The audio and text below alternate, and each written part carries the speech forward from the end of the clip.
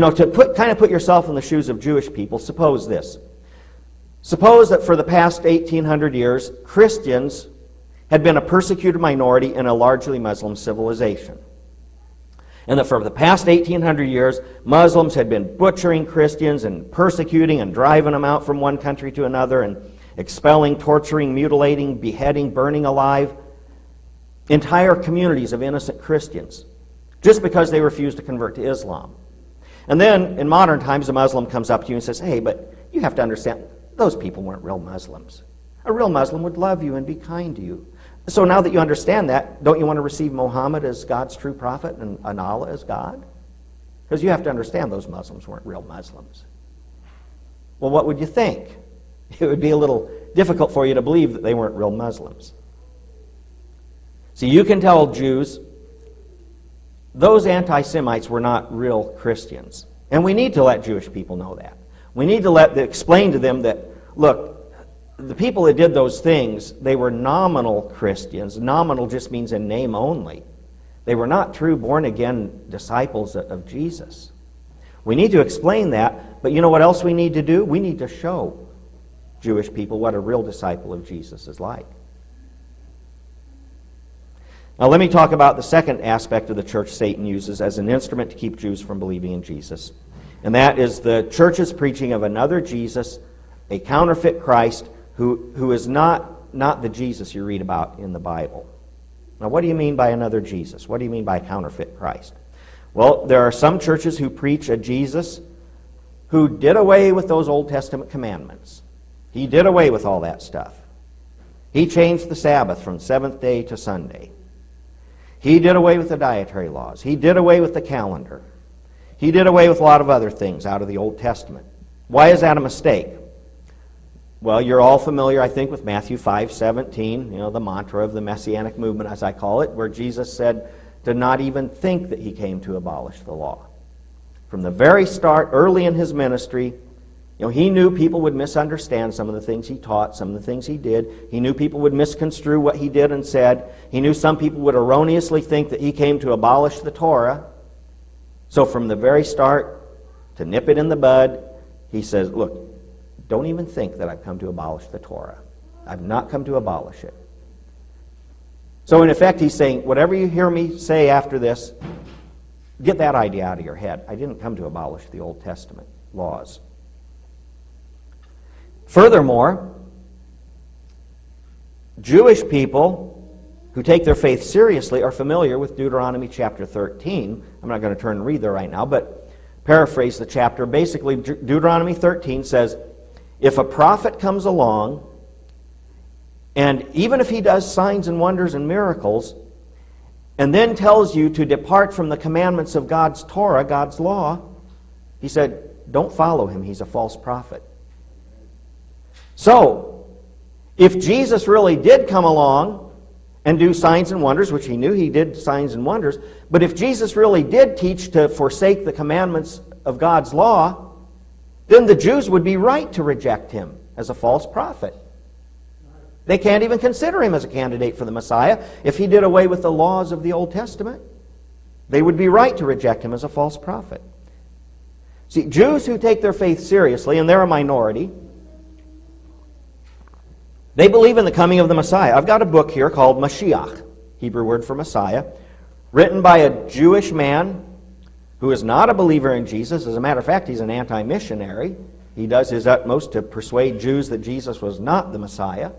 But this is a very, very good book because it helps you understand the Jewish concept of the Messiah, what they're looking for. And I'm going to share some things out of this book with you. But, if you ask a Jewish person who takes his faith seriously, you look at the cover of the book, it says here, I believe with complete faith in the coming of Mashiach.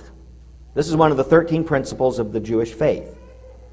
One of the 13 things that a Jew is, to be a good Jew, he's required to believe. I believe with complete faith in the coming of Mashiach. Though he tarry, nonetheless, I await him every day that he will come. So they are expecting him to come. Now, if you ask a Jewish person, how are you going to recognize the Messiah? How are you going to know who he is when he comes? Their answer is, whoever comes along and does the things that the Messiah is supposed to do, that man will be the Messiah. That makes sense, doesn't it? I mean, if the Bible talks about a coming Messiah, and it says he's going to do this, he's going to do that, he's going to do this, he's not going to do that, well, if you get somebody to match that description, you know that person will be the Messiah. So whoever does the things the Messiah is supposed to do is going to be a candidate for the Messiah in their minds. But if somebody comes along and doesn't do those things, then they can't even consider him as a possible candidate for the Messiah. And that is why they don't believe in Jesus. Because the rabbis say, if you ask about Jesus, if they know a little bit about him, they'll say, well, number one, Jesus didn't uphold and teach the Torah.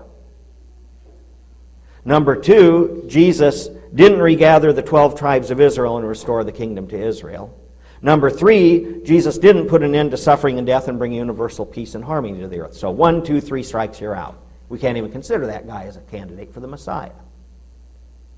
Because he didn't uphold and teach the Torah. Well, why do they think he didn't uphold and teach the Torah? Mainly because they haven't read the New Testament. And they've looked at Christians instead, because Christians are the only New Testament Bible they've read, and they see Christians not keeping the Torah. I mean, some of it, most of it they keep, but they see Christians don't keep the Sabbath, Christians eat pork, Christians don't celebrate Passover and these other holidays. So Jesus must have started a brand new religion. Well, the fact is, Jesus did uphold and teach the Torah. He did teach obedience to the commandments of God's law, and not just for Jewish believers only. He told the disciples, the so-called Great Commission, he said, go and make disciple of who? Other Jews? No. He says, go and make disciples of all nations, the Goyim, the Gentiles. And how are you to make disciples of the Goyim, the Gentiles? He says, teaching them to observe all things whatsoever I have commanded you. So you see what he's saying to the apostles? He said, you guys, my Jewish disciples, my Jewish apostles, I'm sending you guys to go and make disciples of the Gentiles, and you teach the Gentiles to obey all things that I commanded you, my Jewish disciples. So did he command his Jewish disciples to keep the Torah? Certainly. Matthew 5:17. So if he taught the Jewish disciples, you keep the Torah, think not I've come to abolish the law or the prophets, I've not come to abolish but to fulfill. Verily I say to you, till heaven and earth pass away, one jot or one tittle shall in no wise pass from the Torah, till all be fulfilled. If he taught the Jewish disciples to keep the Torah, then they were to teach the Gentiles to keep the Torah, even the least of the commandments. See, the conflicts that Yeshua had with Jewish leaders was not over the commandments that are written in the Torah. The conflict that Yeshua had with the Jewish leaders was over their misinterpretation of those commandments. Because you notice when he's debating with the Pharisees, he'll say, have you never read? Or it is written? Or you make void the law of God by your tradition? It was just their rabbinical man-made traditions, their misinterpretation of the Torah, that he was in conflict with them. See, the anti-Torah Jesus, the Jesus who came and abolished the law, is another Jesus. Let me read you another quote here out of Michael Brown's book. This is, in the Middle Ages, if a Jew wanted to convert to Christianity, he would have to, and I'm not going to have time to read the whole thing, but he would have to read this solemn oath that he took to basically leave everything Jewish behind and not do any of that stuff anymore. The Jew would have to say, I do here and now renounce every rite and observance of the Jewish religion, even if it was straight out of the Bible, detesting all its most solemn ceremonies and tenets. I will not associate with the accursed Jews. He had to vow that he wouldn't celebrate Passover, the Sabbath, or other feast days, that he wouldn't shun swine's flesh anymore, that he wouldn't celebrate unleavened bread, Passover, weeks, trumpets, atonement, tabernacles, all the other Hebrew feasts.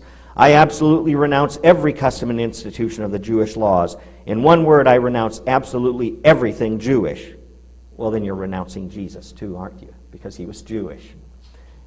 I anathematize, that means I consider them cursed, the chief rabbis and evil doctors of the Jews, and I believe and profess the Blessed Virgin Mary, who bore him according to the flesh and who remained a virgin, to be truly and actually the Mother of God. And I venerate and honor her truly as the Mother of God incarnate and as the Lady and Mistress of all creation. This is what a Jew had to say if they wanted to become a Christian. And then he would have to say, if I wander away from this faith, may all the curses of the law fall upon me, and at the end of my life I'll be handed over to the eternal fire in the company of the devil and his angels, and so forth. So that's what a Jew had to vow to if he wanted to convert in the Middle Ages. Now, second objection Jewish people have to believing in Jesus. They say he didn't regather the 12 tribes and restore the kingdom to Israel. Now let me talk about that for just a moment. I don't have time to get into a lot of detail, but when we think about the regathering of the 12 tribes of Israel and restoring the kingdom to Israel, what does the church teach about this? What do Christians believe and teach about this?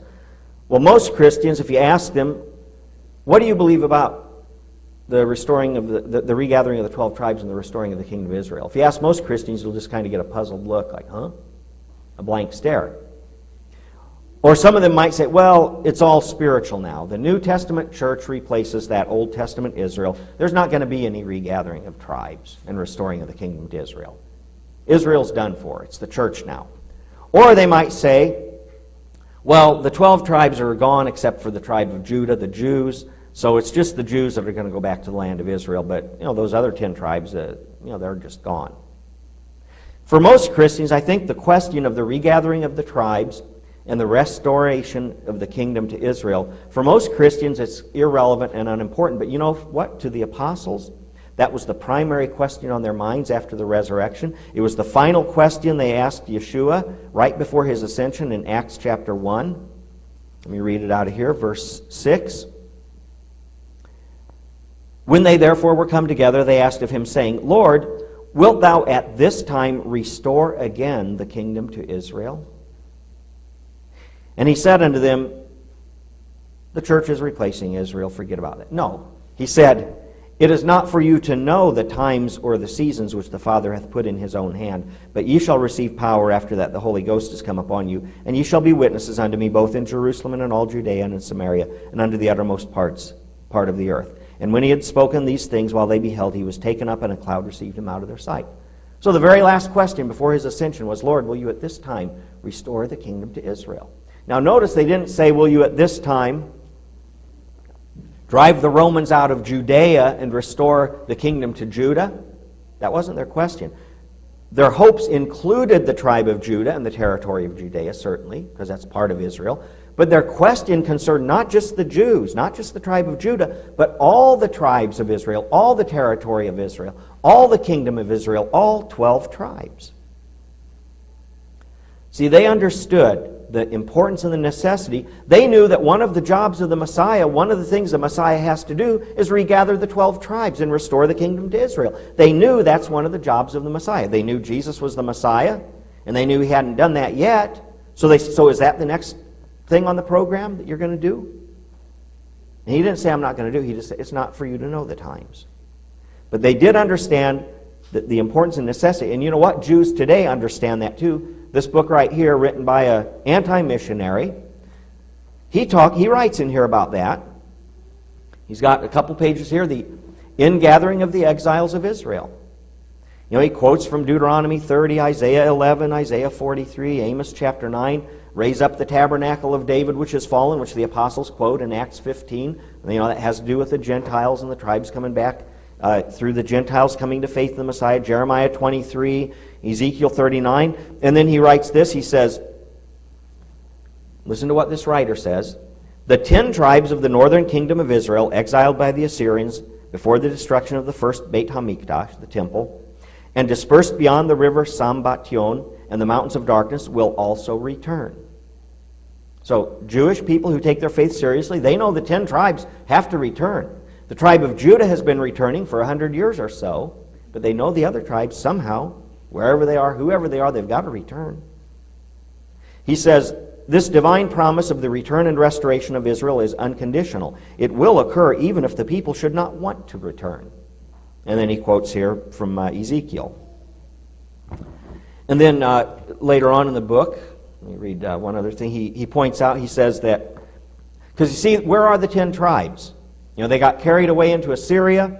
After some time, they intermarried, they assimilated, and where are the descendants of the 10